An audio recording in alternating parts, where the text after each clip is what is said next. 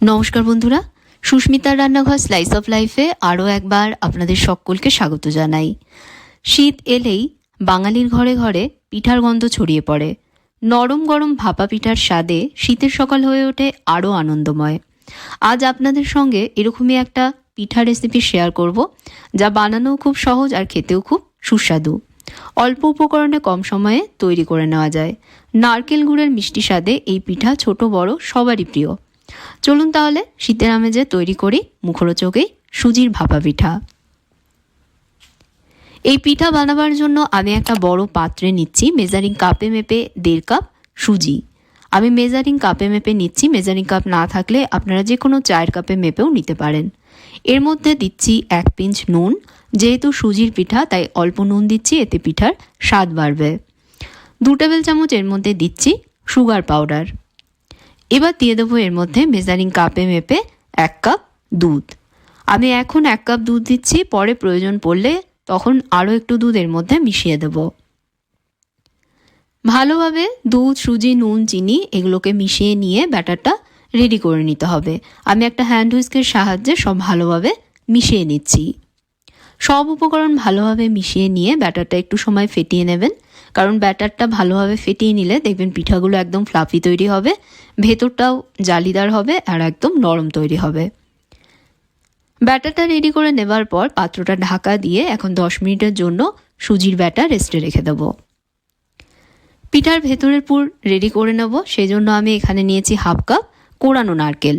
এর মধ্যে দেব 1/2 কাপ গুড়। আমি মাইক্রো ওভেনে 1 মিনিটের জন্য গুড় গরম করে নিয়ে গুড়টা মেল্ট করে নিয়েছি।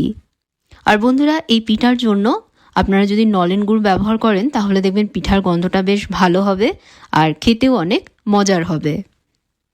ভালোভাবে গুড় আর নারকেল একসাথে মিশিয়ে নিয়ে পিঠার ভেতরের পুরটা রেডি করে নিতে হবে। এর জন্য কিন্তু পুরে পাক দেওয়ার প্রয়োজন নেই, এভাবে করে নারকেল আর গুড় মিশিয়ে নিলেই হবে। পুরটা রেডি করে নিয়েছি, এবার পুরের বাটিটা আমি একটা সাইডে রেখে দেব। অন্যদিকে সুজির ব্যাটার 10 মিনিট রেস্টে রেখে দেওয়ার কারণে দেখুন ফুলে উঠেছে আর ব্যাটার কিন্তু আগের থেকে আরও একটু ঘন হয়ে গেছে। এটা পাতলা করবার জন্য আমি এর মধ্যে দিয়ে দেব আরও 1/2 কাপ দুধ। মানে 1.5 কাপ সুজির জন্য আমি টোটাল 1.5 কাপ দুধেরই ব্যবহার করেছি। ব্যাটারের কনসিস্টেন্সিটা দেখে নিন, ঠিক এরকম হবে, এর থেকে কিন্তু খুব বেশি ঘন বা পাতলা হবে না। এর মধ্যে দুধ দেওয়ার পর ভালোভাবে এর সাথে মিশিয়ে নিয়েছি। আজকের পিঠাগুলো বানাবার জন্য আমি এরকম ছোট ছোট 3টে স্টিলের বাটি নিয়েছি, তবে আপনারা যে কোনো ছোট বাটিতে কিন্তু এই পিঠাগুলো তৈরি করতে পারেন। বাটির ভেতরে অল্প তেল মাখিয়ে নেব যাতে পিঠাগুলো সহজেই ডিমোল্ড করা যায়। আমি একটা টিস্যু পেপারের সাহায্যে বাটির ভেতরে তেল মাখিয়ে নিচ্ছি। খুব বেশি তেল লাগে না, অল্প একটু তেল মাখিয়ে নিলেই হবে। এবার যে সুজির ব্যাটারটা তৈরি করেছি এর মধ্যে দিয়ে দেব 1 চামচ বেকিং পাউডার।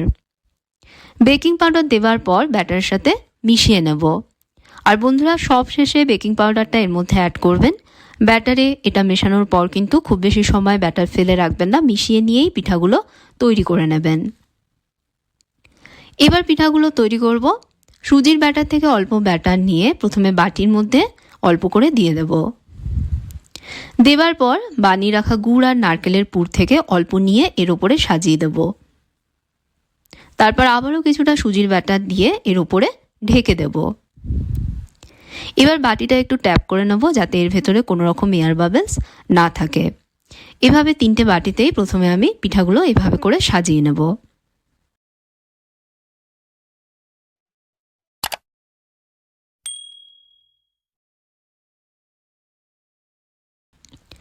পিঠার উপরে কয়েকটা কিশমিশ সাজিয়ে দিচ্ছি, এতে পিঠাগুলো দেখতেও সুন্দর লাগবে আর খেতেও ভালো লাগবে। একটা কড়াইতে বেশ কিছুটা জল গরম হতে বসিয়েছি। জল ফুটে উঠেছে, এখন কড়াইয়ের মাঝে এরকম একটা স্টিলের স্ট্যান্ড বসিয়ে দিয়ে এর উপরে একটা প্লেট বসিয়ে দিচ্ছি।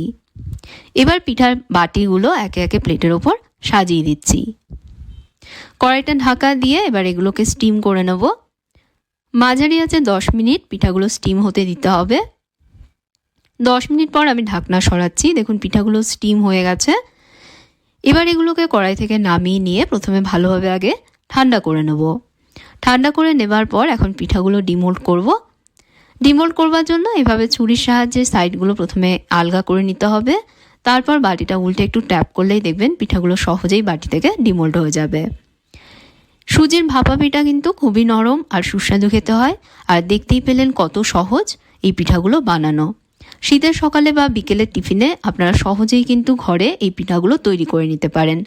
রেসিপিটা ভালো লাগলে অবশ্যই ঘরে ট্রাই করবেন। আর ভিডিওটা কেমন লাগলো জানাতে ভুলবেন না। ভালো লাগলে লাইক এবং শেয়ার করবেন। আর চ্যানেলে সাবস্ক্রাইব করতে ভুলবেন না। সাথে ফেসবুক পেজও আমায় ফলো করবেন। তাহলে আজকের মতন বিদায় নিচ্ছি বন্ধুরা। আপনারা ভালো থাকবেন, ভালো রাখবেন। ধন্যবাদ।